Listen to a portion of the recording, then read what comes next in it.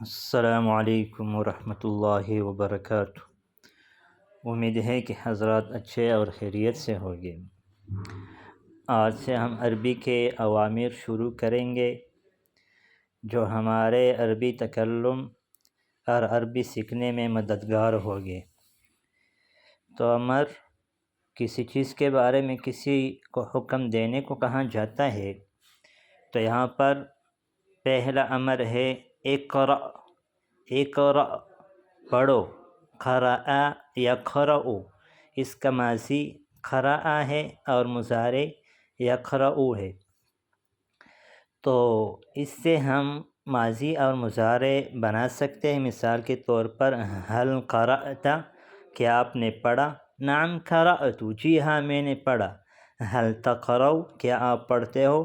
نعم انا اقرأ، جی ہاں میں پڑھتا ہوں۔ دوسرا ہے ادخل، داخل ہو جاؤ، ادخل داخل ہو جاؤ، دخل یدخل سے ہے، دخل یدخل۔ افہم سمجھو، فہم یفہم سے ہے۔ هل فہمت، کیا آپ سمجھے؟ نعم انا فہمت، جی ہاں میں سمجھا۔ هل تفہم، کیا آپ سمجھتے ہو؟ نعم انا افہم۔ اور اس کے بعد ہے اسمع، سنو، اسمع سنو، سمع یسمع سے ہے۔ اور اس کے بعد ہے اترک، اترک چھوڑو، اترک چھوڑو، ترک یترک سے ہے۔ خذ ھذا، خذ ھذا لے لو، خذ ھذا لے لو، اخذ یأخذ سے ہے۔ تو ہم اس سے ماضی اور مضارع ہم بنا سکتے ہیں۔ تو اقرأ سے میں نے بنایا ادخل، دخل یدخل، این دخلت، آپ کہاں داخل ہو گئے؟ این تدخل، آپ کہاں داخل ہوتے ہو؟ متى دخلت، متى تدخل۔ اس طرح ہم جملے اس سے بنا سکتے ہیں۔ اسی طرح افہم سے بھی ہم بنا سکتے ہیں۔ هل فہمت، نعم انا فہمت، میں سمجھا۔ لا انا ما فہمت، نہیں میں نہیں سمجھا۔ اسی طرح اسمع، هل سمعت کلامی، کیا آپ نے میرے بات کو سنا؟ نعم انا سمعت کلامک، جی ہاں میں نے آپ کے بات کو سنا۔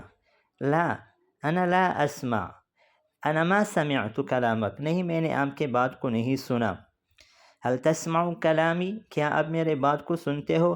نعم انا اسمع کلامی، نعم انا اسمع کلامک، جی ہاں میں آپ کے بات کو سنتا ہوں۔ اترک، اترک هذه العادت، اس عادت کو چھوڑو۔ اسی طرح اخذ یأخذ ہے۔